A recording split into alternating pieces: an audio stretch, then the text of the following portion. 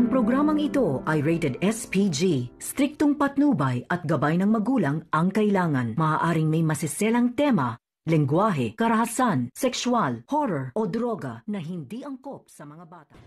Pumayag na si Dr. RJ Tanyag sa mga sinasabi ng kanyang anak na si Zoe. Sinabi niya dito na patatawarin ko lang ang iyong ina kung saan susunod siya sa mga sasabihin ko, at dito na nga sinabi ni Dr. RJ Tanyag kay Moira na manghingi ng tawad dito kay Lynette, at umokay naman itong si Moira, at medyo hindi talaga niya nakumbinsi si Dr. RJ Tanyag sa kanyang mga ipinapakita na pagbabago ng ugali.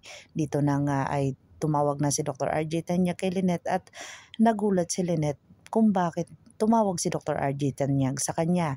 Dito na nga nag-usap si Giselle at saka si Lynette na kung saan tumawag si Dr. RJ Tanyag, at parang sinabi pa ni Giselle dito na sasabihin niya dito kay Dr. RJ Tanyag ang mga ginagawang kasinungalingan ni Zoe, pero ito ay binago niya at siya na lang daw mismo ang magsasabi sa kanyang kapatid na si Dr. RJ para ito ay maunawaan at maintindihan ni Dr. RJ.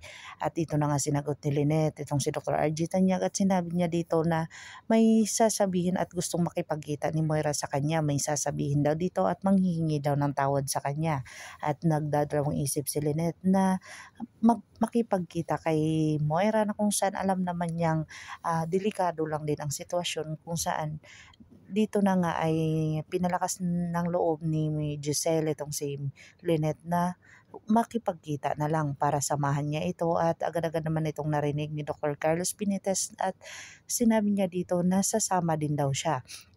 Pero sabi naman ni Lynette ay wag na, kasi marami siyang trabaho dapat asikasuhin, at alam naman niyang hindi siya pababayaan ni Chang Susan at saka ni Josa, at lalong-lalo na sasama itong si Ma'am Giselle.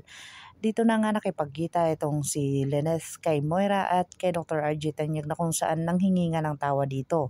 At dito nga nagsorry lang sa kanya, na kung saan sinabi ni Chang Susan dito sa kanila na sorry lang, hindi sapat ang sorry na sasabihin mo lang, kundi lumuhod ka sa harapan ni Lynette at sabi na sincere ka talaga sa paghihingi mo ng tawad. Baka mamaya sa harap lang ni Dr. RJ Tanyag manghihingi ka ng tawad kay Lynette, pero iba pala ang gagawin mo sa susunod na araw.